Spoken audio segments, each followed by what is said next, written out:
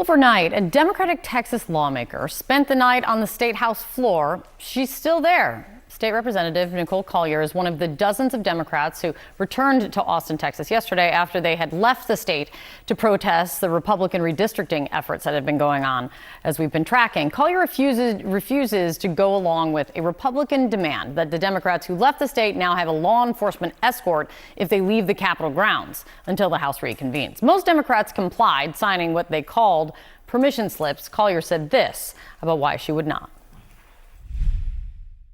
We've had enough. We've had enough of them taking all of our rights away. And so I've taken a stand. Hell yes. I'm pushing back. Yeah. And that's what we got to do. When I heard the order, I was like, hell no. Why should we bow down to what they want? I'm taking a stand. CNN's Arlette Saenz in Austin for us this morning. Arlette, what are you hearing? What's the latest?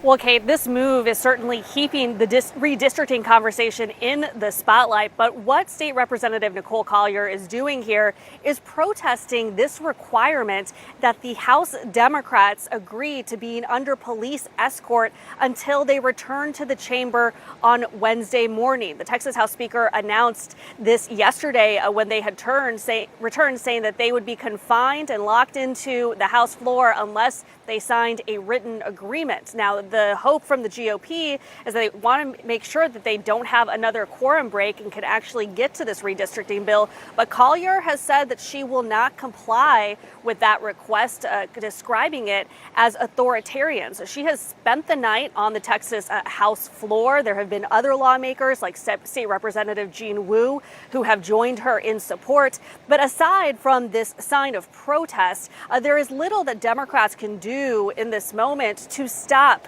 Republicans from pushing through these congressional maps that could net them up to 5 U.S. House seats in the next midterm election. Instead, right now, they're starting to turn their attention to making the legal arguments for why the courts should strike down these laws once they go into effect. But last night, Texas Governor Greg Abbott defended their proposal while also taking a swipe at California.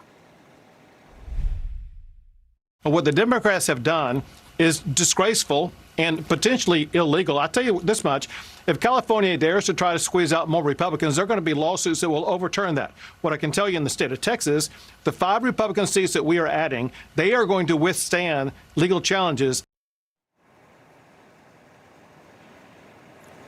Now, this redistricting bill passed out of committee last night, and it could come up on the House floor for debate as soon as tomorrow. The GOP side has yet to lay out a specific timeline for when this could be passed, but they want to get this done very soon. And at the same time, you have Democrats in California who are beginning to consider their own legislation to redraw their congressional maps to pick up 5 Democratic seats. That could be or has to be completed by the end of this week. So a lot to watch in both states as this redistricting showdown continues.